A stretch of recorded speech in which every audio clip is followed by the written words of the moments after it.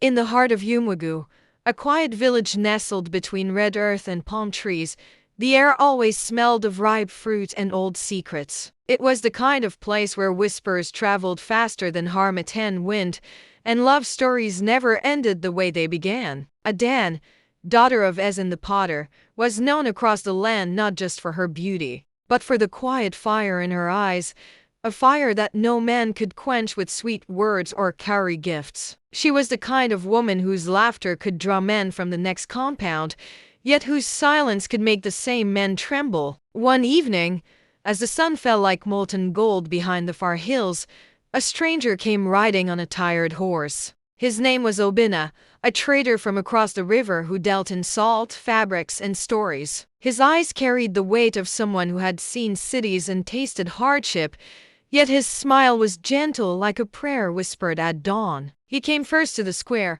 where elders sat breaking cola and arguing over land that no one had measured in years. They watched as the stranger greeted them with deep respect, kneeling low. "Good evening, fathers," he said. "I seek a place to rest for the night." Elder Okafor, who had seen more seasons than the rest combined, nodded slowly. "You may rest in my compound, traveler. But tell me, where are you coming from? And what are you running from?" The man smiled faintly. "I am coming from the world, and I am running from nothing, except perhaps myself." That night, as the moon washed UMWGU in silver light, Aden fetched water from the stream. The moon reflected on the surface, breaking with each ripple, and in that trembling image she saw her own heart, restless, curious, half afraid. She did not know that at that same moment, Obina sat under a tree not far from her father's compound, listening to the song of night crickets and the far-off laughter of young women returning from the stream. Fate, they say, walks on bare feet, but its footsteps are heavy. It was only a matter of time before Adan and Obina's paths crossed. The next morning, Adan's mother, Ezen, sent her to the market to sell pots. She balanced them on her head with the grace of a queen, her wrapper tied around her waist. The market was already alive, goats bleating, traders shouting, children chasing one another through clouds of dust. There, by the palm wine stall, she saw him again, the stranger, Obina, bargaining with a palm wine tapper. He turned, and their eyes met. It was not love at first sight, but something heavier, as if two old spirits had recognized each other in new bodies. "Good morning," he greeted with a small bow. "Morning," she replied, her eyes still steady on him. "You sell pots?" "Yes." "Then I will buy one, even if I have no use for it," he said with a smile. She raised a brow. "Why waste your cowries, traveler?" "Because," he said softly, "it might remind me of this market long after I am gone." Her lips curved into the faintest smile. "Then you must handle it carefully. The pot is strong, but even strong things break when not respected." He nodded, the meaning not lost on him. Her calabash slipped from her hand and rolled into the water. She turned to hide the heat rising in her face. "Go," she whispered, "before someone sees us."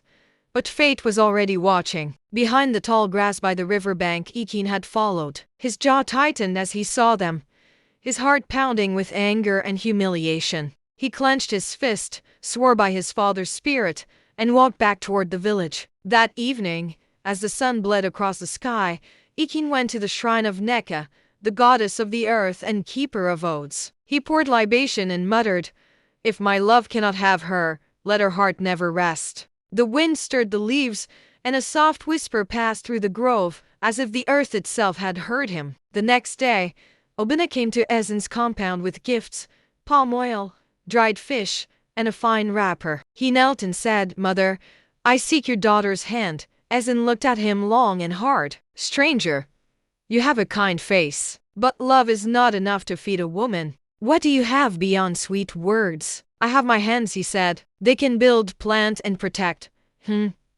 She sighed. "Then speak to her father when he returns from the farm. For now, eat." No man's journey should continue on an empty stomach.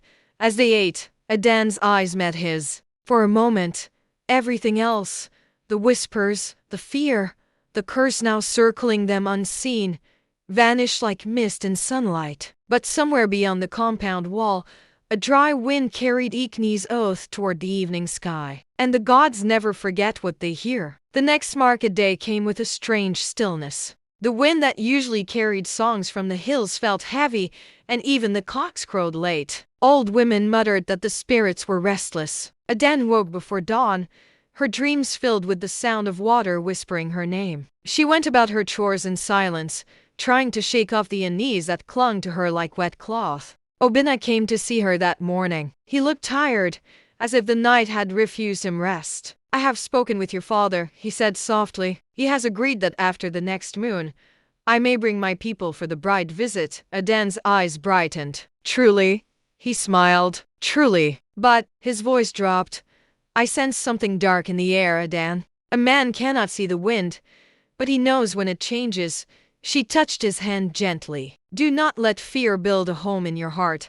But far away, Ikni's fear had already become a spirit. Since the night he swore before Nekka's shrine, he had been seeing strange things, shadows moving in daylight, voices calling his name from the bush. He began to drink palm wine before sunrise and wander alone at night. The elders warned him, but pride deafened his ears. One evening, as thunder rolled far away, Ikin went to the marketplace and found Obinna buying yams. He laughed loudly, clapping the trader on the shoulder. "So, you want to marry our Aden?" Obinna smiled politely. "If the gods permit." Ikni's grin was sharp. "Then let them speak, my friend. For some women are like the forest, sweet to enter, hard to leave."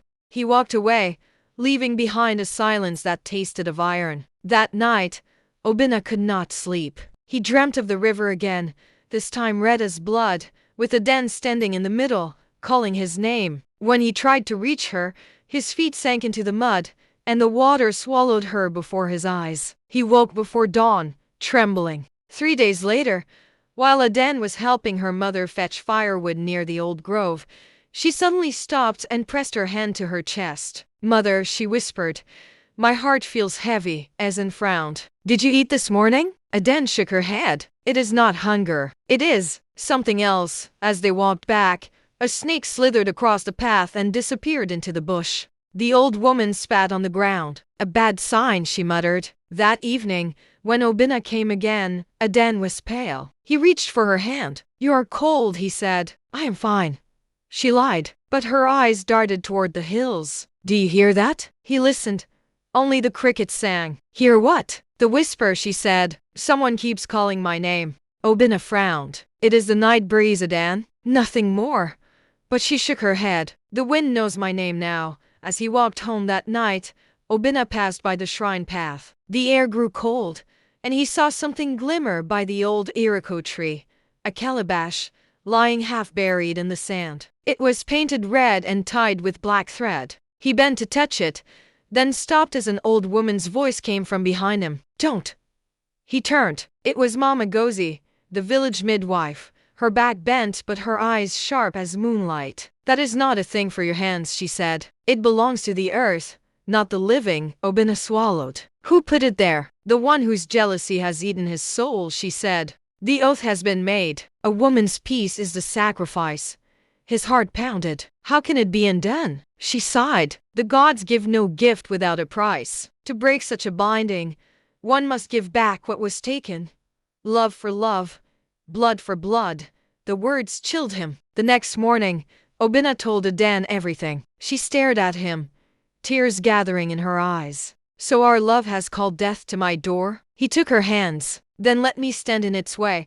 But fate, once stirred, does not sleep. That night, as lightning tore the sky, Ikin wandered toward the shrine again, muttering to himself. He heard laughter, soft, distant, and followed it into the grove. But when he reached a clearing, it was not Aden he saw, but a dark shape rising from the earth. The goddess had come for her debt. His scream echoed through the forest until the thunder swallowed it. By morning, the villagers found him near the shrine, lifeless, his eyes open toward the sky. The red calabash beside him was broken. Everyone whispered, but none dared to speak the goddess's name aloud. And though the curse seemed broken, Aden's strength began to fade. She no longer smiled, no longer went to the market. At night, she sat under the tree by her mother's hut, staring into the darkness as if listening to something only she could hear.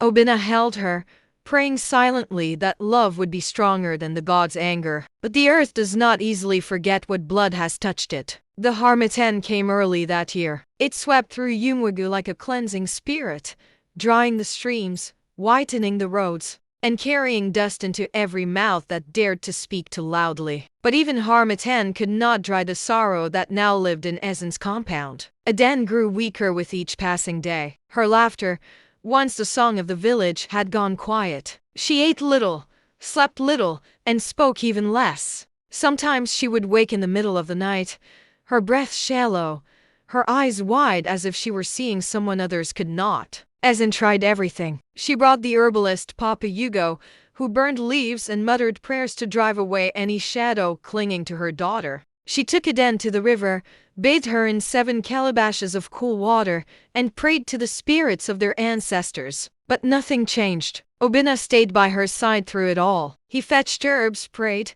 sang, and held her hand until the moon faded. Yet in his heart, fear grew like weeds in an untended farm. One evening, he went again to the shrine of Neka, the goddess of the earth. He knelt, placing kola nuts and palm oil before the small mound of red clay that marked her presence. "Mother of the earth," he said, his voice trembling, "if my love has offended you, take me instead. Let her live. Let her breathe again." The wind rose gently, stirring the leaves. Then came a voice, old, slow, and heavy, like the sound of roots moving beneath the ground. "Love is not punishment," it said, "but every man must drink from the cup he fills." He bowed his head, weeping. "Then tell me, what must I do?" The voice was silent for a long time. Then it said, "At the rise of the next moon, take her to the river. If her heart still beats for you, the waters will know. If not, you will carry her name for the rest of your days." That night, Obinna returned to Ezen's hut. Aden was awake, staring at the roof. He told her what the goddess had said. She smiled faintly. "Then we shall go," she whispered. "If the river remembers me, it will not let me sink." When morning came, the village followed them to the riverbank. The elders stood in silence, the women whispering prayers, the children wide-eyed. Even the wind seemed to hold its breath. Obinna carried Aden in his arms, her body light as dry grass. He stepped into the river until the water reached his waist. "Aden," he said softly, "do you trust me?" "I trust what we have," she murmured. He lowered her into the water. For a moment, nothing happened. Then the river stirred, glowing faintly beneath the sun. Aden opened her eyes, smiled weakly, and the current pulled her gently from his arms. "Aden," he cried, trying to hold her, but the river would not yield. The waters rose, swirling around them both. The villagers shouted from the bank, but none dared to enter. Then, as quickly as it began, the river stilled. Obinna stood alone, chest deep in water, holding only her wrapper, the same blue one he had once admired in the market. He searched until night fell, calling her name again and again, but the river had taken what it was owed. When he finally came out, his face was blank, his eyes hollow. Ezen wept until her voice broke. The elders said the gods had claimed what jealousy had tainted, that some loves burned too bright for the world to hold. Obinna stayed in UMOGU for 3 more days, silent and distant. On the 4th morning, he walked to the river once more. He placed a blue wrapper on the water's edge and whispered, "Where you go, my heart follows." Then he stepped into the current. Some say the river swallowed him. Others say the gods turned him into a bird that still circles the water at dusk, calling a name no one answers. Seasons passed, and the story of Obinna and Aden ripened into legend. The river where they vanished came to be called Memory Ifnanyanya, the river of love. Elders would point toward its shimmering surface and warn the young, "Love is like palm wine. Sweet, yes, but if you drink too much, it will turn your head." The people of UMOGU began to say that on moonlit nights, when the mist sat low on the water, a woman's laughter could be heard soft, like a flute carried by wind. Some claimed they saw 2 shapes walking along the riverbank, one carrying a calabash, the other holding a blue wrapper. Ezen, old and bent with years, would sit at the doorway of her hut and listen to the river's whisper. Her eyes, once sharp as a hawk's, grew cloudy, but her memory never dimmed. She spoke to children who gathered around her fire each evening, telling them of her daughter's laughter, her stubborn heart, and the love that refused to die. "Do not envy love that burns too fast," she would say, her voice like dry leaves brushing against the wind. "For the fire that keeps you warm can also turn your home to ash." The village changed. New children were born, new stories told, but the river of love remained. The fishermen who cast their nets into its waters often left a small offering first, a cowrie, a kola nut, or a calabash of palm wine, not out of fear, but out of reverence. They said it was for Adan, the girl who chose love over life, and for Obinna, the man who followed her into the depths. And sometimes when the air was still and the moon was full, the river would ripple without wind. The villagers said it was the lovers greeting each other again beneath the surface, where no envy could touch them. Years later, when Ezen joined her ancestors, the women of Umwugu carried her to the riverbank before the burial. They sang softly, "Memory if Nyanya, carry her gently, for her heart has known your tears."